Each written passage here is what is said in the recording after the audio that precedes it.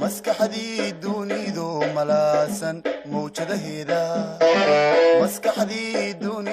malaasan mawjadaheeda kala miirtay ee macnaysay maarkii qarsoona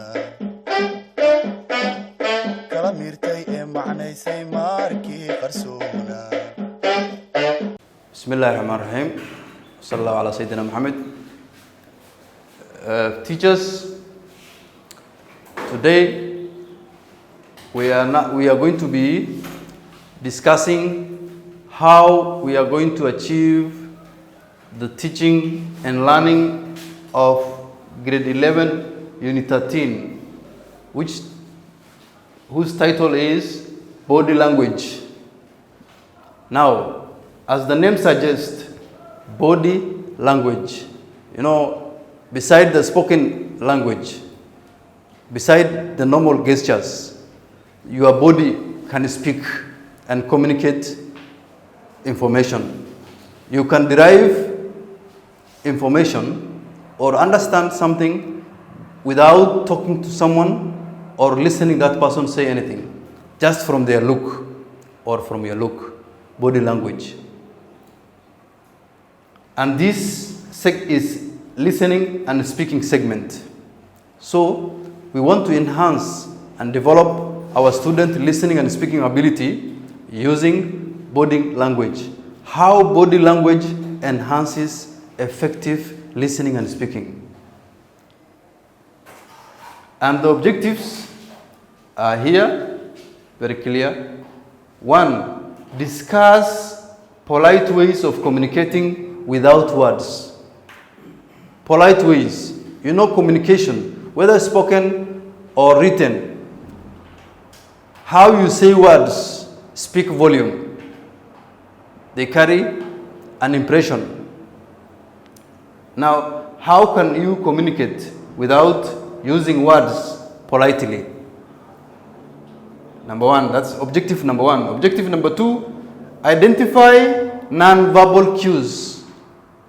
Non-verbal cues, these are skills which help spoken information without saying words. How you present yourself non-verbally. For example, if in our society today, there are non-verbal cues, there are body languages which speak and have meaning, and most of us will easily understand. For example, in our society, all African and even outside African society, there are certain body languages that convey a meaning. For example, if someone nods his head, what does that tell? It depends on how he nods. If I nod my head like this, it might mean something. When I do it like that, it means another thing. Nodding your head might give a positive response or a negative response. The way when you ask the question, please, can you do a favor for me? The answer could be yes, which is explicit, understandable, or no, which is also explicit or understandable. This person has rejected your offer or has agreed your offer. Similarly, in body language, if someone nods, that means he has agreed. It's an agreement. So as a teacher, when you are teaching students these listening and speaking skills, beside the pronunciation, their turn taking, their participation in dialogue, their conversational ability, you should also focus on body language, facial expressions. For example, when two students are performing a dialogue and they are presenting it before the student, And this is something that is intended for teaching and learning of a skill, listening and speaking, in terms of language. Again, it has other importance, whereby this student is going to develop his communication skills, his public speaking skills. So, the facial expression, when you see someone is acting a character, two students are taking a role play in a listening and speaking lesson. And in that session, in the middle of the dialogue, one character is sad and the other one is happy. Now, if a student is playing the character who is sad, that person who is sad, and the words he's saying are depicting sadness, and he is reading at the same time laughing, it will not be making sense. It will be missing the point. You have to demonstrate through your body language that you are showing sadness. If you are talking about a condolence, if the dialogue was about a funeral, a burial, you are asking your partner, I am very sorry. Please receive my heartfelt condolence for the loss of your loved one. Now, if a student is saying, please find my heartfelt condolences for the loss of you are smiling, you are not showing it. Your body language and what you are saying are not in sync. That hinders your communication ability. So, discuss polite ways of communicating without words. Now, this objective, follow this methodology as a teacher. Ask students, tell them to discuss. And you will find it in this unit, activity 1. That's why we have highlighted and showed you the activity. It is in the book, which is going to be your guide. In groups. And note, when we say in groups, it's in groups. But that does not mean you form very huge number of students into a group, turning the whole class into a market. No, it should be a limited number of students. 3 groups, 3 students, 4 students, 5 students maximum, depending on the number of your students. Don't just say group, okay, discuss in groups. When you tell the student, they know themselves, they have friends within the class, they will shift positions because they have other stories outside the lesson to discuss. They will divide. Try as much as possible to intermingle students. Those who are well disciplined, those who are average, those who are notorious, without leaving any student or segregating any student, whether male or female, his language ability, his skills, or any other weakness. Try to form a group that can work together and achieve the activity that you have assigned. Now, tell them to discuss some of the polite ways of communicating without words. What are some of the ways you can communicate without words? We are Muslim society.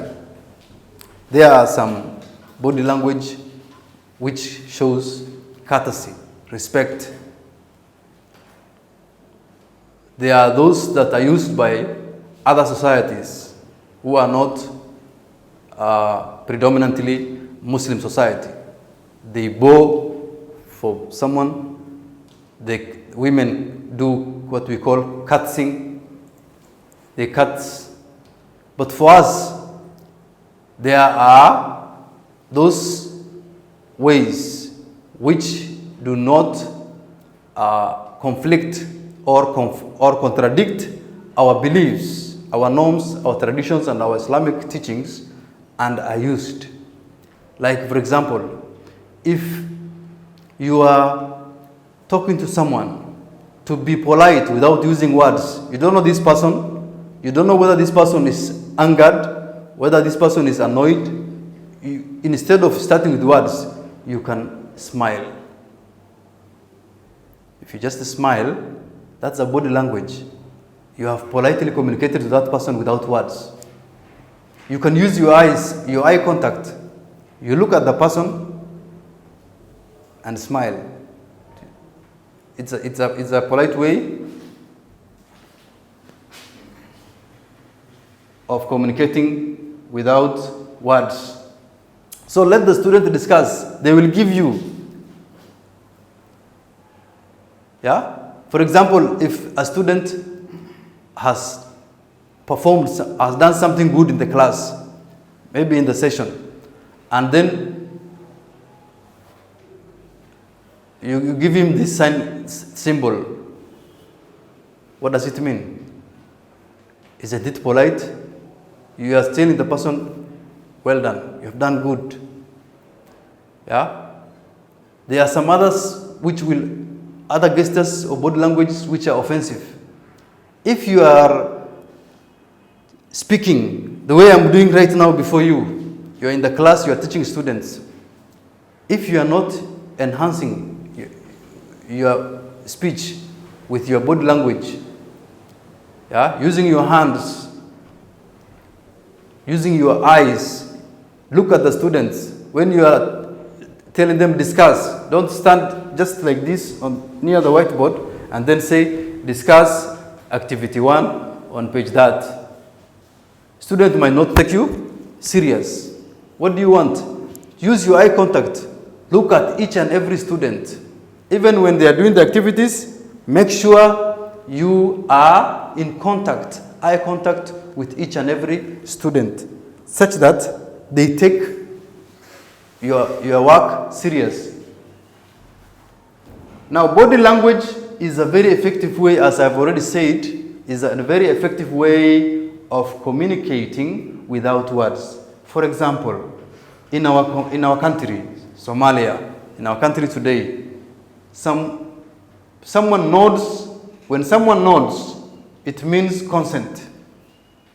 Although it's not clear here, the nod that means consent is the one I demonstrated earlier, which is when you nod, yes, you are nodding like that. Abdul Hakim, are you ready to do the task? If the student, don't take the student as disrespecting you. He has communicated. Maybe he has a bad throat. Maybe he's suffering from a bad flu. Not a bad flu, but a bad flu. Common cold. There's a reason. So maybe he has been angered at home.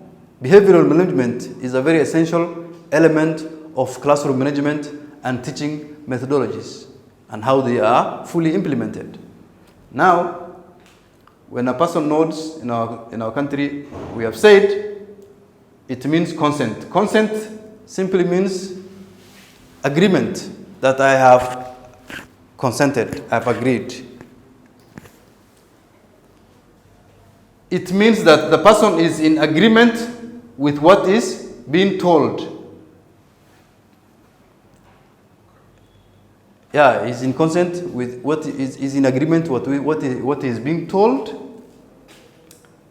What is being told, and is also encouraging it's also encouraging to the person speaking on a certain topic. It's also encouraging. You know, when you are talking to students, you are telling them do the activities, and yourself, you come to the class in a manner that depicts rage, anger. You must do the exercise. Do this exercise. Student might riot. Be part of them. Relate with them. There's a very good writer. There's this man. He's also a motivator, who is called Pepe Minambo. I will advise every teacher to read his inspirational books. He's an inspirational writer and speaker. He said, Good teacher teaches. Better teacher explains. But the best teacher inspires. How do you inspire someone? Be a model. Be his role model. Assume that you are not the one who knows everything. If you come to the class and if you say, if you want to learn grammar, you must follow these rules. Do this, do that. That's the only way you learn. You are putting the student in a box. That is what this curriculum is against. We want the student to be self-driven. Give them the path. If they stray away, straighten them out by telling them to adhere the rules. You must achieve the objective. You must follow these methodologies. It also indicates that the listener is attentive. If there is a conversation, students are in a conversation, you have told them to practice a dialogue. Then the student who is being addressed is not doing any reaction. He's just passive. This other student has made this synopsis, assignment you have given. He's making a presentation in front of the class. The rest of the students, there is a student. When this student presents and highlights a very important point, and this student seems to be getting something, you can read if students are really getting what this speaker is saying by their body language. You will see a student nodding. You will see a student picking a pen, writing down something. You see a student, without uttering a word, smiling. You see a student frowning. You will see a student starting to getting in a slumber. Meaning, what this person is saying is not making any sense to him. That is why every time when we are talking about, even previously, the way the units are structured, listening and speaking, reading comprehension, vocabulary, grammar, all these, they are going together. Every single lesson, whether it is on vocabulary, whether it's on a listening speaking, and in listening and speaking, we have so many methodologies, whether it's a dialogue, whether it's a conversation, whether it's a discussion, whether it's a note-taking, turn-taking, there's something students are learning. Understand their body language. Teach them to use body language. Let them assess themselves. Even ask the students. When Muhammad was speaking and presenting his item, was he effective? What made his communication effective? Yeah? You can take example as someone lecturing. How many of you have prayed in Hidayah Mosque or Masjid Ramadan in Talah? Students will raise their hand and tell you. You say, there's someone who was reading the khutbah last Friday. Which mosque were you there? That mosque. Okay. What was making his lectures more interesting? Is it only the reading of the Arabic, or how he was demonstrating his body languages? Yeah? And this will help a student to analyze the narratives, because this book in literature, oral literature, we have oral narratives, we have legendary stories, we have ogre stories, monster stories. You will find in this book a very interesting and very famous folklore of ogre story called Dagder, which we have given the title, The Scary Woman. Now, when you are telling your students to perform a storytelling session, if a student is narrating a story without use of gestures, body language, if he was talking about someone crying and he cannot act that crying, yeah, he said the lady ran away, she was very scared, You know, she was very scared, and she was almost, she was weeping, and he's not showing the expression, you know, he's not showing the sadness. You have to note. So body language, the importance of body language, it encourages the speaker, the person speaking on a certain topic. It also indicates that the listener is attentive. If somebody is giving you the body language, if the person is nodding, if the person is showing his eyes are on you, you know, it indicates that he is attentive. Therefore, paying attention to the speaker, and he is paying full attention to the speaker. You know, a good speaker is the one who enhances his speech with gestures. You have seen even good orators, good speakers. If you look at the world speakers, take, for example, one black man whose father immigrated to America and became the first black American of the modern day, Barack Obama. Look at Barack Obama speak. That, I can say, that is the only man who can make every person feel as if they were in the same school. When he's addressing you, like he knows you, it enhances the speech. And not only Barack, so many other speakers. Therefore, paying attention. People can also communicate by the way they walk or sit.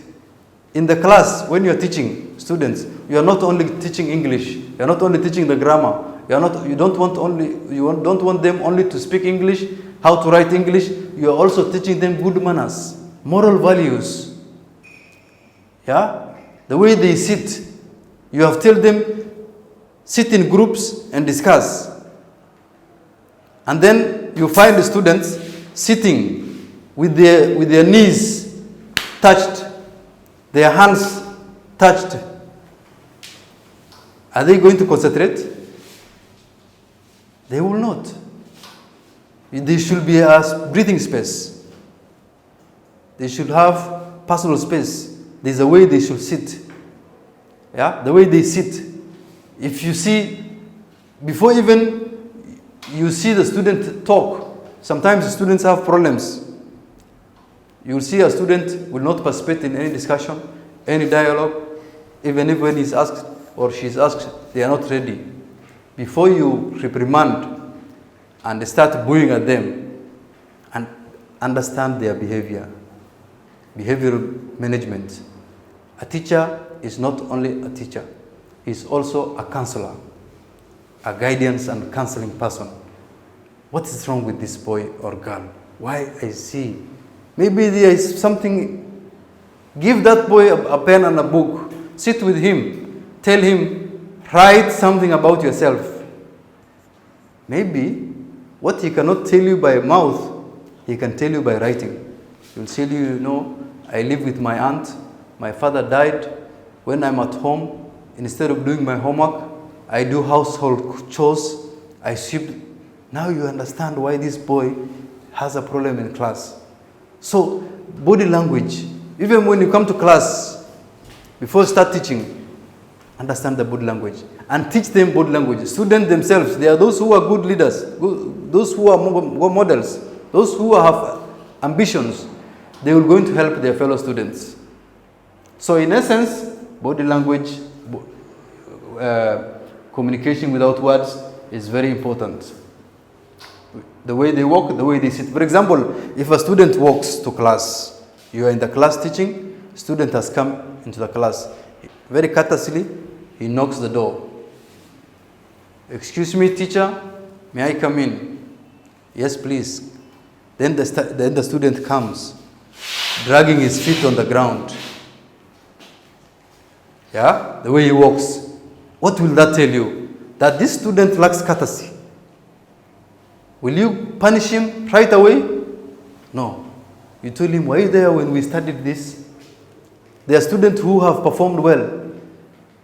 Select a team to be guidance and counseling department in the school as an English teacher. Tell them, Walking like that is not courteous. It's lack of respect. Teacher, I have not done anything. I have not abused him. Why is he annoyed? Why is the teacher against me? No. The way you are walking speaks volume. Why are you dragging your feet on the ground? You will see a student will sit, his legs like this, and is listening.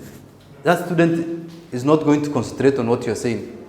If a student is in a discussion team and he starts fidgeting, fidgeting, he's in this group for 3 minutes, he walks up, he joins another class. Or he's seated there within the discussion, at the same time, one time he's looking for something in his desk, another time he's poking another student, fidgeting, moving from, he's not concentrated. You must also address that. Why am I saying this? Because for you to achieve what you are teaching, discipline and student behavior plays a key role in the teaching and learning process, especially in the student-centered approach. Because you want these students to be self-driven students who are inspired and are ready to learn.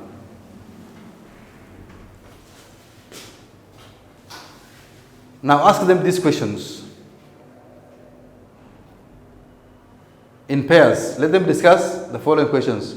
Have you ever come to a conclusion or instantly made a judgment about someone without speaking to him or her? You have just come to someone. You have not spoken to this person. And you have concluded, you have made a judgment that this person is not a good person. This person is not honest. This person is very good. Have you ever made such judgments? Ask the students. They will give you answers. Record their responses. Jot it down somewhere. Yeah? Or you can tell the students. For these questions, A, yes, no, write for me in your book. Take a pen and a paper, write. Question 1, have you ever come to a conclusion or instantly made a judgment about someone without speaking to him or her? If the student says yes, tell him how, why. Student will explain to you, because this person was smiling, this person was well composed, he was not talkative. The way he carried himself, the way he was walking, the way he seated, the way he interacted, and so on. How can you tell when a person is worried, excited, nervous, afraid, ecstatic, or angry? Now, before you go to this question, ask students, what are these words? Can you look for one word that joins all these words? Worried, excited, nervous, afraid, ecstatic, angry. One word. For example, if I say, you can give an example as a teacher without helping them answer this one. For example, if I say classroom, head teacher's office,